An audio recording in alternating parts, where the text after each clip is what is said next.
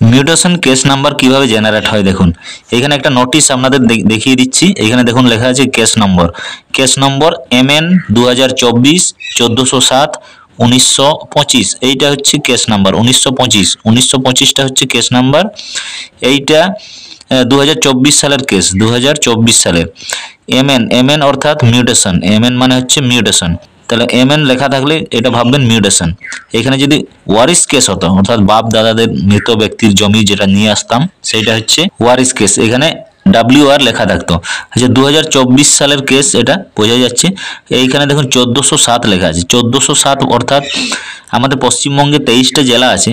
তো বাংলার ভূমি পোর্টালে ভূমি দপ্তরের যে গভর্নমেন্ট ওয়েবসাইট আছে banglarbhumi.gov.in, সেখানে 23টা জেলা লিস্টেড আছে 1 থেকে 23 পর্যন্ত। এইখানে দেখুন 1407, 14টা হচ্ছে ডিস্ট্রিক্টের কোডটা, লিস্টেড যে কোড থাকে দেখবেন 1 থেকে 23 পর্যন্ত আছে ডিস্ট্রিক্ট লিস্টেড। 14টা হচ্ছে ডিস্ট্রিক্ট কোড, এটা 14 মানে পুরুলিয়া জেলার। আর 07 হচ্ছে সেই ডিস্ট্রিক্টে যতগুলি ব্লক থাকে, অর্থাৎ ভূমি দপ্তর থাকে, ল্যান্ড রিফর্ম অফিস থাকে বা BLR অফিস থাকে, প্রত্যেক ব্লকেই থাকে।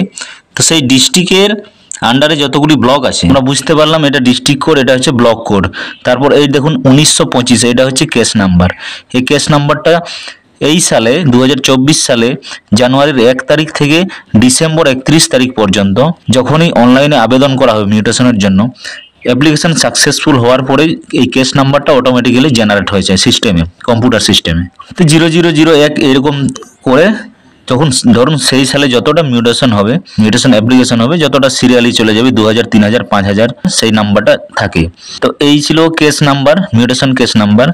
এখানে যদি মিসপিটিশন অর্থাৎ মিসপিটিশন যদি কেস নাম্বার হতো তাহলে MISC এরকম লেখা থাকতো, তারপর কোন সালটা, তারপরে হচ্ছে তোমার ডিস্ট্রিক্ট ব্লকের কোডটা, তারপরে মিসপিটিশন যে যতগুলি হয় 100, 150, 200, 300 যে ব্লকে যেমন জমা পড়ে সেই কেস নাম্বারটা থাকতো মিসপিটিশন। আর ওয়ারিস কেস হলে এখানে এই জায়গাটাতে ওয়ারিস কেস হলে WR লেখা থাকতো, তারপরে সালটা এবং ডিস্ট্রিক্ট ব্লক কোডটা এবং কেস নাম্বারটা। WR এটা ওয়ারিস কেস অর্থাৎ যেটা হচ্ছে মৃত ব্যক্তির জমি তাদের ওয়ারিসগণের কাছে আসবে, বাপ দাদু মা, মৃত ব্যক্তির জমি যেগুলো, সেই জমিগুলো যদি ওয়ারিস সূত্রে আনা হয় সেই আবেদনের ক্ষেত্রে ওয়ারিস কেস বলা হয় সেটাকে। তো এইভাবে কেস নাম্বার জেনারেট হয়।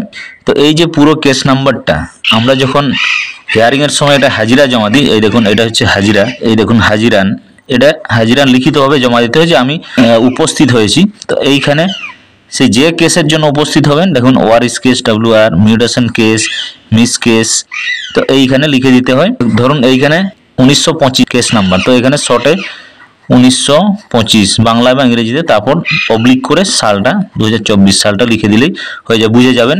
কেস নাম্বার পেলেই ওনারা আরও সাহেবরা নিজেদের কম্পিউটার সিস্টেমে চেক করে নিতে পারেন।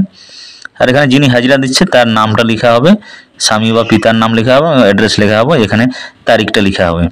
তো এই ছিল কেস নাম্বার কীভাবে জেনারেট হয়। তো ভিডিও যদি ভালো লেগে থাকে অবশ্যই চ্যানেলটিকে সাবস্ক্রাইব করে রাখবেন। আমি জমি জমা সংক্রান্ত বিভিন্ন রকমের ভিডিও আমি আপনাদের কাছে উপস্থাপন করব। ভালো থাকবেন, ধন্যবাদ।